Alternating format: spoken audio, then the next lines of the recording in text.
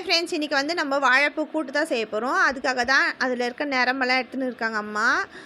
அந்த வந்து நிறமெல்லாம் எடுத்துகிட்டு இந்த மாதிரி பொடியாக அரிஞ்சு அரிசி தண்ணியில் போட்டு வச்சுக்கணும், இல்லைன்னா கருப்பாயிடும். அதுக்கப்புறம் வந்து குக்கரில் வந்து துவரம் பருப்பை வந்து ஊற வச்சு போட்டுக்கோங்க. அதுக்கப்புறமா வாழைப்பூ அரிஞ்சு வச்சதை போட்டுக்கணும். அதுக்கப்புறம் ஒரு வெங்காயம் வந்து பொடியாக நறுக்கி போட்டுக்கோங்க. தக்காளியும் ஒரு தக்காளி பொடியாக நறுக்கி போட்டுக்கணும். இதெல்லாம் போட்டு ஒரு டம்ளர் அளவு தண்ணி ஊற்றிக்கணும். அதுக்கப்புறமா மஞ்சள்தூள் ஒரு 1/4 ஸ்பூன் அளவுக்கு, மிளகாய்த்தூள் வந்து 1 ஸ்பூன் அளவுக்கு போட்டு குக்கரை மூடி இதெல்லாம் கலக்கி விட்டு குக்கரை மூடிட்டு வெயிட் போட்டு ஒரு 4-5 விசில் விடணும். அதுக்கப்புறம் திறந்துட்டு உப்பு தேவையான அளவு போட்டுக்கிட்டு இதை வந்து தாளிக்கணும். அதுக்கு வந்து தாளிக்கிற கடாயில் 1 ஸ்பூன் அளவுக்கு எண்ணெய் ஊற்றி கடுகு போட்டு